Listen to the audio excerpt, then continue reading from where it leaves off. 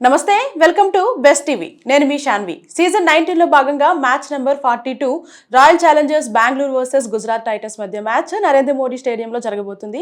అయితే ఈ మ్యాచ్ లో ఏ టీం విన్ అయ్యే ఛాన్సెస్ ఎక్కువ ఉంది అని తెలుసుకుందాం. మనతో పాటు క్రికెట్ అనలిస్ట్ విజయ్ గారు ఉన్నారు, మాట్లాడదాం. హాయ్ విజయ్ గారు. రైట్, ఈ రోజు ఆర్సీబీ వర్సెస్ గుజరాత్ టైటన్స్ మధ్య మ్యాచ్ జరగబోతుంది. సో ఎవరికి విన్నింగ్ ఛాన్స్ ఎక్కువ ఉంది అంటారు? Usual RCB. అంటే టేబుల్లో టాప్ లో ఉందనా? మంచి ఫామ్లో ఉంది సీజన్లో. ఓకే, టీమ్ ఫుల్ బ్యాలెన్స్లో ఉంది, అందరూ పెర్ఫామ్ చేస్తున్నారు టీంలో. ఓకే, ఆ రీజన్స్ వల్ల ఆర్సీబీ విన్ అవుతుంది అని ఒక అంచనాకైతే వచ్చారు. రైట్, మరి ఈ రోజు జరగబోయే మ్యాచ్ లో టాస్ గెలిచిన వాళ్ళు ఏం చూస్ చేసుకుంటే బెటర్ అంటారు? అండ్ అలాగే పిచ్ రిపోర్ట్ ఎలా ఉందంటారు?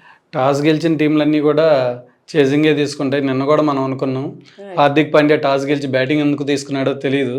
అవును, 244 రన్స్ చేజ్ అయిపోయింది ఈజీగా. అవును, అసలు ఎవరు ఎక్స్పెక్ట్ చేయలేదు. ఎక్కువ రిస్క్ తీసుకోకుండానే చేజ్ అయిపోయింది. అవును, మధ్యలో 3 వికెట్లు పడటం ఒకటే ముంబైకి పాజిటివ్, మిగతా అంతా కూడా వన్ వే ట్రాఫిక్ అయిపోయింది. రైట్ రైట్ ముంబై టీం ఎంత డిసప్పాయింట్మెంట్లో ఉందంటే కీపర్ క్యాచ్లను కూడా అపీల్ చేయలేదు. ట్రావిస్ హెడ్ ముందే అవుట్ అయ్యాడు, అయినా కనీసం అపీల్ కూడా చేయలేదు.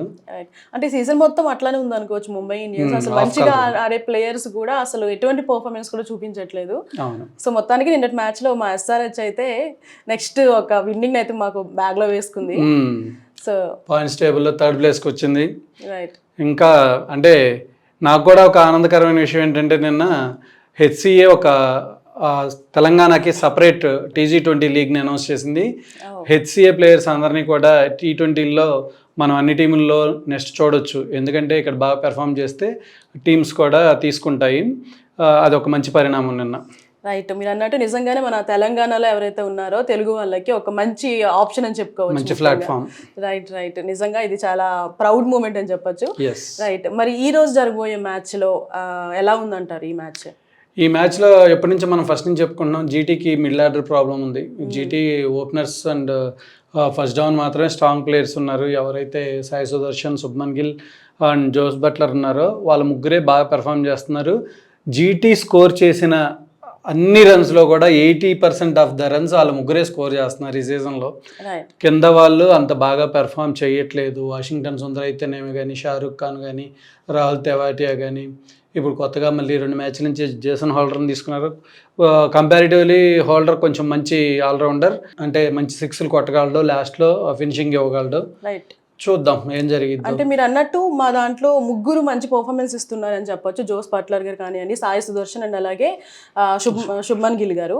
అయితే వీళ్ళు ముగ్గురు కూడా రన్స్ ఎక్కువ తీసి టాప్ 10లో ఉన్నారని చెప్పొచ్చు. కానీ ఆర్సీబీలో ఒక్క విరాట్ కోహ్లీ గారు తప్ప ఎవరు కనిపించట్లేదు కదా. విరాట్ కోహ్లీ అనే కాదు, ఆర్సీబీలో ఉన్నటువంటి ప్రతి ప్లేయర్ కూడా బాగా పెర్ఫామ్ చేస్తున్నారు. అంటే ఎక్కువ వాల్యూమ్ కొట్టి టాప్ 10లో ఉండటం కోసం కాదు, కానీ టీంకి ఎప్పుడైతే నీడ్ ఉందో అప్పుడు ప్రతి ఒక్క ప్లేయర్ పెర్ఫామ్ చేస్తున్నారు.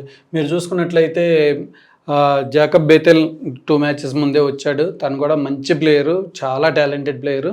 తను విరాట్ కోహ్లీ ఓపెనింగ్ బాగా ఆడతారు. దాని తర్వాత మనకి దేవదత్ పడిక్కల్ మంచి ఫామ్లో ఉన్నాడు. Rajat Patidar, Jitesh Sharma, Tim David, Romario Shepherd, మంచి మంచి ప్లేయర్స్ ఉన్నారు. రైట్ రైట్, అంటే విరాట్ కోహ్లీ గారు ఒక మంచి ప్లేయర్, అది అందరికీ తెలుసు. అంటే ప్రత్యేకంగా చెప్పాల్సిన అవసరం కూడా లేదు. కాకపోతే ఏదైతే ఆర్సీబీలో మిడిల్ ఓవర్స్ ఉంటున్నాయో దానిలో స్ట్రైక్ రేట్ అనేది అంత బాగా పర్ఫామ్ చేయట్లేదని ఒక డిస్కషన్ నడుస్తుంది. ఏం చెప్తారు దానికి? లేదు కదా, రజత్ పాటీదార్ 200 పైన స్ట్రైక్ చేస్తున్నాడు తను. జితేష్ శర్మ, టిమ్ డేవిడ్ పెద్ద స్ట్రైకర్. ఇంకా అది టిమ్ డేవిడ్ గురించి, రొమారియో షెపర్డ్ గురించి చెప్పుకోవాల్సిన లేదు. ఈ మొత్తం బ్యాటింగ్ లైనప్లో కాస్త కోస్త తక్కువ ఉందంటే జితేష్ శర్మ. ఈ సీజన్లో జితేష్ శర్మ కొంచెం రఫ్ ఫేజ్ నడుస్తుంది. దాంతోపాటు కొంచెం స్ట్రైక్ రేట్ తక్కువ అంటే విరాట్ కోహ్లీదే. విరాట్ కోహ్లీ గ్రేట్ ప్లేయర్, ఎందుకంటే ఐపీఎల్లో ఫస్ట్ పర్సన్ 9000 రన్స్ క్రాస్ చేశాడు. కాకపోతే ఇప్పుడు మోడర్న్ డే క్రికెట్ బాగా ఎవాల్వ్ అయిన తర్వాత అందరూ కూడా 200 స్ట్రైక్ రేట్తో చేయటం అలవాటైంది. కానీ కాకపోతే మిగతా బ్యాట్స్మెన్లు అందరూ 200 స్ట్రైక్ రేట్తో చేయాలంటే విరాట్ కోహ్లీ లాంటి వాడు ఒక పక్కనే ఎండ్ని ఆపుతూ ఉంటేనే మిగతా వాళ్ళందరికీ అది సాధ్యం అయింది. కాబట్టి అతను రైట్ అప్రోచ్లోనే ఉన్నాడు. రైట్, అంటే నరేంద్ర మోడీ స్టేడియం ఏదైతే ఉందో ఇది ఒక పెద్ద స్టేడియం అని చెప్పుకోవచ్చు. సో ఈ నేపథ్యంలో సింగిల్స్ కన్నా కూడా బౌండరీస్ తీస్తే మంచిది అంటారు కదా. సో ఇది మీ మిడిల్ ఓవర్ సాధ్యం అవుతుంది అంటారా? అంటే మిడిల్ ఓవర్స్లో గ్యారంటీగా బౌండరీస్ తీసే బ్యాట్స్మెన్లే ఉన్నారు ఆర్సీబీ దగ్గర. ఒక రషీద్ ఖాన్ ఓవర్స్ మాత్రమే వీళ్ళు కొంచెం రెస్పెక్ట్ఫుల్గా ఆడే అవకాశం ఉంది. మిగతా వాళ్ళందరినీ బౌండరీస్కే ట్రై చేస్తారు. రషీద్ ఖాన్ ఈ గ్రౌండ్లో ఎస్పెషల్లీ నరేంద్ర మోడీ స్టేడియంలో బాగా పెర్ఫామ్ చేస్తున్నాడు బౌలింగ్. లేటర్ ఫేజెస్లో ఫస్ట్ మ్యాచెస్లో కాకపోయినా కానీ ఫోర్త్ మ్యాచ్ దగ్గర నుంచి బాగా పెర్ఫామ్ చేస్తున్నాడు రషీద్ ఖాన్. మరి ఆర్సీబీలో ఎలా ఉన్నారంటారు, అంటే బౌలర్స్ విషయంలో చూస్తే? ఆర్సీబీలో బౌలర్స్ మంచి బౌలర్స్ ఉన్నారు, అద్భుతమైన ఫామ్లో ఉన్నాడు. King of the swing Bhuvneshwar Kumar చక్కగా వికెట్లు తీస్తున్నాడు. ఆల్రెడీ 14 వికెట్లతోటి టాప్లో ఉన్నాడు. ప్లస్ హేజల్వుడ్ మంచి బౌలర్, చాలా మంచి బౌలర్. ఇంకా కృణాల్ పాండ్యా గురించి చెప్పేదేం లేదు, గిరగిరా తిప్పుతాడు స్పిన్, లేకపోతే బౌన్సర్లు వేస్తాడు. రసిక్ సలాం ఉన్నాడు చేంజ్ ఆఫ్ పేస్ వేయటానికి. చక్కగా వీళ్ళకి బౌలింగ్ అనేది చాలా బాగా, సుయేష్ శర్మ ఇంకా ఇంపాక్ట్ ప్లేయర్గా వచ్చి మంచి స్పిన్నర్ అతను. మంచి బౌలింగ్ అటాక్ ఉంది ఆర్సీబీకి. అంటే ఈ పిచ్ ఎవరికి అనుకూలంగా ఉంటుంది అంటారు, అంటే బౌలర్స్ కా ఇటువైపు? అంటే మిడిల్ ఓవర్స్లో కొంచెం గ్రిప్ అయ్యే అవకాశం ఉంది, స్పిన్నర్స్ కొంచెం హెల్ప్ దొరికిద్ది మిడిల్ ఓవర్స్లో. కొత్త బాల్ తోటే ఎక్కువ రన్స్ స్కోర్ చేయడానికి బోత్ టీంలో ఉన్న ఓపెనర్స్ ట్రై చేస్తారనిపిస్తుంది. ఈ టాస్ గెలిచిన టీము యాజ్ యూజువల్గా చేజింగే తీసుకుంటుంది, ఎందుకంటే ఎంత పెద్ద స్కోర్ అయినా కానీ చేజ్ అయిపోతుంది కాబట్టి టాస్ కీలకం కాబోతుంది. అంటే ఫిల్ సాల్ట్ గారు మరి ఈ మ్యాచ్కి వస్తున్నారంటారా? తను అవైలబుల్లో లేకపోవచ్చు ఫిల్ సాల్ట్. ఇంకా జీటీ బౌలింగ్ చూసుకుంటే జీటీ బౌలింగ్ కూడా చక్కగానే ఉంది. ఇప్పుడు ఎవరైతే మన డిఎస్పి సాబ్ ఉన్నాడో, సిరాజ్ మంచి షేప్లో ఉన్నాడు, మంచి ఫామ్లో ఉన్నాడు. మన తెలుగు కుర్రాడు అద్భుతంగా బౌలింగ్ చేస్తున్నాడు. మంచి అంటే ఓపెనింగ్ ఓవర్స్లో మంచి ఎకానమీ రేట్ తోటి వేస్తున్నాడు.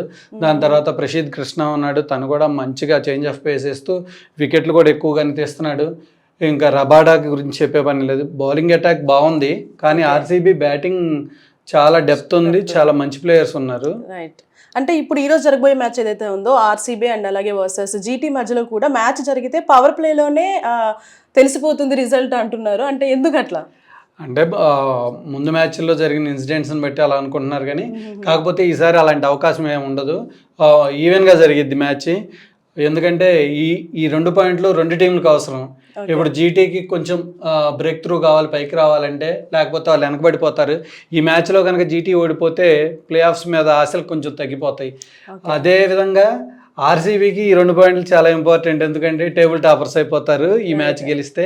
కాబట్టి ఆర్సీబీ కూడా గట్టిగా ట్రై చేస్తుంది ఈ 2 పాయింట్ల కోసం. రైట్. ఒకవేళ ఈరోజు ఇటు ఆర్సీబీ గెలిచినా ఇటు జీటీ గెలిచినా కూడా టేబుల్ అనేది కొంచెం షేక్ అయ్యే ఛాన్స్ ఉంది అనుకోవచ్చా? టేబుల్ స్కోర్ జీటీ గెలిస్తే ఏం మారదు, కానీ ఆర్సీబీ గెలిస్తే టేబుల్ టాపర్స్ మారిపోతారు.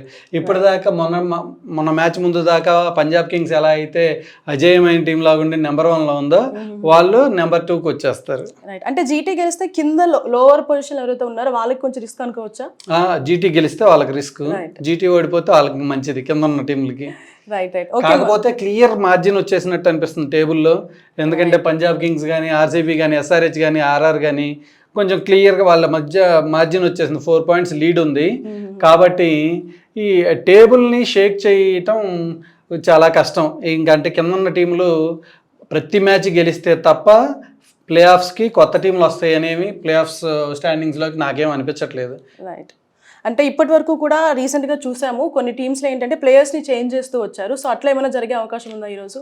ఛాన్స్ ఉంది. అంటే ఆర్సీబీ మార్చకపోవచ్చు, ఎందుకంటే వాళ్ళు విన్నింగ్ కాంబినేషన్లో ముందుకెళ్తున్నారు కాబట్టి ఆర్సీబీ మార్చే అవకాశం లేదు. ఆల్రెడీ జీటీ మానవ్ సుతార్ని తీసుకొచ్చింది. మానవ్ సుతార్ ఆల్రెడీ మన డొమెస్టిక్ లెవెల్లో బాగా పెర్ఫామ్ చేశాడు, తను తీసుకొచ్చింది. చూద్దాం, అంటే ఇంకా ఉన్న బెంచ్ మీద ఉన్న స్ట్రెంత్ ఏమన్నా టెస్ట్ చేస్తారా జీటీ వాళ్ళు లేదా అనేది. ఆర్సీబీ అయితే నాకు తెలిసి యాజ్ ఇట్ ఈస్గా ఉన్న విన్నింగ్ కాంబినేషన్ మార్చకపోవచ్చు అనేది నా అభిప్రాయం. రైట్. అంటే ఇప్పటి వరకు కూడా హెడ్ టు హెడ్ ఎలా ఉందంటారు? ఈ 2 టీంల మధ్య హెడ్ టు హెడ్ చూసుకున్నట్లయితే మొత్తం 7 మ్యాచ్లు జరిగినాయి. అంటే రీసెంట్ ఎంట్రీ కాబట్టి జీటీ 7 మ్యాచ్ల్లో 4 మ్యాచ్లు ఆర్సీబీ గెలిచింది, 3 మ్యాచ్లు జీటీ గెలిచింది. కాబట్టి జీటీ ఈక్వల్ చేసే ఛాన్స్ ఉంది, లేకపోతేనేమో లీడ్ని పెంచుకునే అవకాశం ఆర్సీబీకి వస్తుంది. ఆర్సీబీ గెలిచి గ్యారంటీగా టేబుల్ టాప్లోకి వెళ్తుందని నాకు అనిపిస్తుంది. రైట్. అంటే ఈరోజు జరిగే మ్యాచ్ ఏదైతే ఉందో అది మాకు హోమ్ గ్రౌండ్ అని చెప్పొచ్చు, నరేంద్ర మోదీ స్టేడియం. సో ఇది మాకు ప్లస్ అవుతుంది అనుకోవచ్చు కదా? అవును, అలా ఏం జరగట్లేదు ఇప్పుడు మ్యాచ్లు. హోమ్ గ్రౌండ్ అడ్వాంటేజ్ ఎవరికే ఉండట్లేదు, ఒక ఆర్సీబీకి, ఎస్ఆర్హెచ్కి తప్ప. అనుకూలంగా జరిగింది ఈ సీజన్లో. రైట్. సో మొత్తానికైతే టాప్ 2లో ఉన్న ఆర్సీబీ, టాప్ 5లో ఉన్న మా గుజరాత్ టైటన్స్ మధ్య మ్యాచ్ జరగబోతుంది. మా వాళ్ళు మాత్రం ఎట్లన్నా సరే 5th నుంచి ఇంకా పై పొజిషన్లోకి రావాలని చాలా పట్టుదలగా ఆడుతున్నారు. రైట్, చూద్దాం సార్ ఆర్సీబీనా జీటీనా అనేది. మేము నెంబర్ 1 పొజిషన్కి వెళ్ళాలని ట్రై చేస్తున్నాం. వాళ్ళ నెంబర్ 1 టేబుల్లో నెంబర్ 1 ఆర్సీబీ అవుతుంది.